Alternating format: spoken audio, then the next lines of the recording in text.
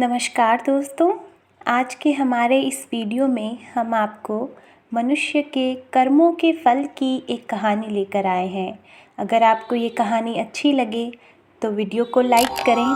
साथ ही अगर आपने अभी तक चैनल को सब्सक्राइब नहीं किया है तो सब्सक्राइब करें, बेल आइकन दबाएं जिससे हमारे हर वीडियो की नोटिफिकेशन आपको मिलती रहेगी। एक समय की बात है, एक राजा बड़ा धर्मात्मा, न्यायकारी और परमेश्वर का भक्त था। उसने ठाकुर जी का मंदिर बनवाया और एक ब्राह्मण को उसका पुजारी नियुक्त किया। वह ब्राह्मण बड़ा सदाचारी, धर्मात्मा और संतोषी था। वह राजा से कभी कोई याचना नहीं करता था। राजा भी उसके स्वभाव पर बहुत प्रसन्न था। उसे राजा के मंदिर में पूजा करते हुए 20 वर्ष गुजर गए। उसने कभी भी राजा से कोई प्रकार का कोई प्रश्न नहीं किया। राजा के यहाँ एक लड़का पैदा हुआ। राजा ने उसे पढ़ा लिखा कर विद्वान बनाया और बड़े होने पर उसकी शादी एक सुंदर राजकन्या के साथ करा दी। शादी करके जिस दिन राजकन्या को अपने राजमहल में लाए, उस रात्रि राजकुमारी को वहाँ नींद नहीं आई। वह इधर उधर घूमने लगी। जब अपने पति के पलंग के पास आई तो क्या देखती है, हीरे जवाहरात जड़ित मूठे वाली एक तलवार पड़ी है। जब उस राजकन्या ने देखने के लिए वह तलवार मयान से बाहर निकाली, तब तीक्ष्ण धार वाली और बिजली के समान प्रकाश वाली तलवार देखकर वह डर गई।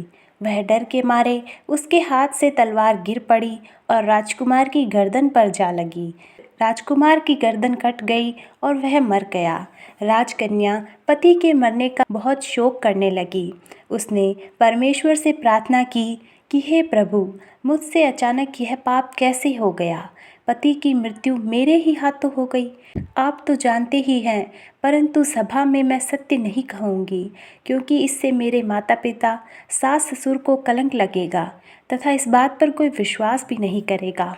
प्रातः काल में जब पुजारी कुएं पर स्नान करने आया तो राजकन्या ने उसको देखकर विलाप करना शुरू किया और इस प्रकार कहने लगी, मेरे पति को कोई मार गया। लोग इकट्ठा हो गए और राजा ने पूछा कि किसने मारा है। वह कहने लगी, मैं जानती तो नहीं कि कौन था, परंतु मैंने उसे ठाकुर जी के मंदिर में जाते देखा था। राजा समेत सब लोग ठाकुर जी के मंदिर में आए तो ब्राह्मण को पूजा करता देखा। उन्होंने उसको पकड़ लिया और पूछा, तूने राजकुमार को क्यों मारा? ब्राह्मण ने कहा, मैंने राजकुमार को नहीं मारा, मैंने तो उनका राजमहल भी नहीं देखा है। इसमें ईश्वर साक्षी है। बिना देखे किसी पर अपराध का दोष लगाना ठीक नहीं है। ब्राह्मण की तो कोई बात ही नहीं सुन रहा था। कोई कुछ कह रहा था तो कोई कुछ। राजा के दिल में बार बार विचार आता था कि यह ब्राह्मण निर्दोष है, परंतु बहुतों के कहने पर राजा ने ब्राह्मण से कहा, मैं तुम्हें मृत्युदंड तो नहीं देता, लेकिन जिन हाथों से तुमने मेरे पुत्र को तलवार से मारा है, तेरे वह हाथ काटने का आदेश देता हूँ। ऐसा कहकर राजा ने उसके हाथ कटवा दिए। इस पर ब्राह्मण बड़ा दुखी हुआ और राजा को अधर्मी जानकर उस देश को छोड़कर चला गया। वहाँ वह खोज करने लगा कि कोई विद्वान ज्योतिष मिले तो बिना किसी अपराध हाथ कटने का कारण उनसे पूछूं। किसी ने बताया कि काशी में एक विद्वान ज्योतिष रहते हैं। तब वह उनके घर पर पहुंचा। ज्योतिष कहीं बाहर गए थे। उसने उनकी धर्मपत्नी से पूछा, माताजी, आपके पति ज्योतिष महाराज कहाँ गए हैं? तब उस स्त्री ने अपने मुख से अयोग्य, असहनीय दुर्वचन कहे, जिनको सुनकर वह ब्राह्मण हैरान हुआ और मन ही मन कहने लगा कि मैं तो अपना हाथ कटने का कारण पूछने आया था, परंतु अब इनका ही हाल पहले पूछूंगा। इतने में ज्योतिष आ गए। घर में प्रवेश करते ही ब्राह्मणी ने अनेक दुर्वचन कहकर उनका तिरस्कार किया, परंतु ज्योतिष जी चुपचाप रहे और अपनी स्त्री को कुछ भी नहीं कहा। फिर वह अपनी गद्दी पर बैठ गए।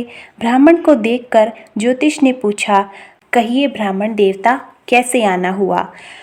ब्राह्मण ने कहा, आया तो था अपने बारे में पूछने के लिए, परंतु पहले आप अपना हाल बताइए कि आपकी पत्नी अपनी जुबान से आपका इतना तिरस्कार क्यों करती है, जो किसी से भी नहीं सहा जाता और आप सहन कर लेते हैं। इसका क्या कारण है? ज्योतिष बोले, यह मेरी स्त्री नहीं, मेरा कर्म है। दुनिया में जिसको भी देखते हो, अर्थात भाई, पुत्र, शिष्य, पिता, गुरु, संबंधी, जो कुछ भी है, सब अपना कर्म ही है। यह स्त्री नहीं, मेरा किया हुआ कर्म ही है, और यह भोगे बिना कटेगा नहीं।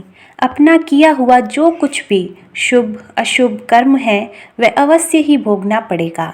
बिना भोगे तो सैकड़ों करोड़ों कल्पों के गुजरने पर भी कर्म नहीं टल सकता। इसलिए मैं अपने कर्म खुशी से भोग रहा हूँ और अपनी स्त्री की ताड़ना भी सह रहा हूँ, ताकि आगे इस कर्म का फल न भोगना पड़े। महाराज, आपने क्या कर्म किया था? ज्योतिष बोले, सुनिए, पूर्व जन्म में मैं कौवा था और मेरी स्त्री गधी थी। इसकी पीठ पर फोड़ा था। फोड़े की पीड़ा से यह बड़ी दुखी थी और कमज़ोर भी हो गई थी। मेरा स्वभाव बड़ा दुष्ट था, इसलिए मैं इसके फोड़े में चोंच मारकर इसे ज़्यादा दुखी करता था। जब दर्द के कारण यह कूदती थी तो इसकी फजीहत देखकर मैं खुश होता था। मेरे डर के कारण यह सहसा बाहर नहीं निकलती थी, किंतु मैं इसको ढूंढता फिरता था। यह जहाँ भी मिले वहीं इसे दुखी करता था। आखिर मेरे द्वारा बहुत सताए जाने पर यह गांव से 10-12 मील दूर जंगल में चली गई। वहाँ गंगा जी के किनारे वन में हरा हरा घास खाकर और मेरी चोटों से बचकर सुखपूर्वक रहने लगी।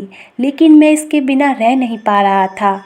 इसको ढूंढते ढूंढते मैं उसी वन में जा पहुंचा और वहाँ इसे देखते ही मैंने इसकी पीठ पर जोर से चोंच मारी तो मेरी चोंच इसकी हड्डी में चुभ गई। इस पर इसने अनेक प्रयास किए, फिर भी चोंच न छूटी। मैंने भी चोंच निकालने का बड़ा प्रयत्न किया, मगर न निकली। पानी के भय से ही यह दुष्ट मुझे छोड़ेगा, ऐसा सोचकर यह गंगा जी में प्रवेश कर गई, परंतु वहाँ भी मैं अपनी चोंच नहीं निकाल पाया। आखिर में यह बड़े प्रवाह में प्रवेश कर गई। गंगा का प्रवाह तेज होने के कारण हम दोनों बह गए और बीच में ही मर गए। तब गंगा जी के प्रभाव से यह तो ब्राह्मणी बनी और मैं बड़ा भारी ज्योतिषी बना। अब यही मेरी स्त्री हुई जो मेरे मरण पर्यंत अपने मुख से गाली निकालकर मुझे दुख देगी, और मैं भी अपने पूर्व कर्म का फल समझकर सहन करता रहूँगा। इसका दोष नहीं मानूंगा, क्योंकि यह किए हुए कर्मों का ही फल है, इसलिए मैं शांत हूँ। अब अपना प्रश्न पूछो। ब्राह्मण ने अपना सब समाचार सुनाया और पूछा, अधर्मी पापी राजा ने मुझ निरपराध का हाथ क्यों कटवाया? ज्योतिषी ने कहा, राजा ने आपका हाथ नहीं कटवाया, आपके कर्म ने ही आपका हाथ कटवाया। ब्राह्मण ने पूछा, किस प्रकार? ज्योतिषी बोले, पूर्व जन्म में आप एक तपस्वी थे और राजकन्या गौ माता थी तथा राजकुमार कसाई था। वह कसाई जब गाय को मारने लगा तब गाय बेचारी जान बचाकर आपके सामने से जंगल में भाग गई। पीछे से कसाई आया और आपसे पूछा कि इधर कोई गाय तो नहीं गई। आपने प्रण कर रखा था कि झूठ नहीं बोलूँगा, अतः जिस तरफ गाय गई थी उस तरफ आपने हाथ से इशारा किया तो उस कसाई ने जाकर गाय को मार डाला। गंगा के किनारे वह उसकी चमड़ी निकाल रहा था, इतने में ही उस जंगल से शेर आया और गाय एवं कसाई दोनों को खाकर गंगा जी के किनारे ही उनकी हड्डियां उसमें बह गई। गंगा जी के प्रताप से कसाई को राजकुमार और गाय को राजकन्या का जन्म मिला एवं पूर्व जन्म में किए हुए उस कर्म ने एक रात्रि के लिए उन दोनों को इकट्ठा किया। क्योंकि कसाई ने गाय को हंसिए से मारा था, इसी कारण राजकन्या के हाथों अनायास ही तलवार गिरने से राजकुमार का सिर कट गया और वह मर गया। इस तरह अपना फल देखकर कर्म निवृत्त हो गया। तुमने जो हाथ का इशारा रूप कर्म किया था, उस पाप कर्म ने तुम्हारा हाथ कटवा दिया। इसमें तुम्हारा ही दोष है, किसी अन्य का नहीं।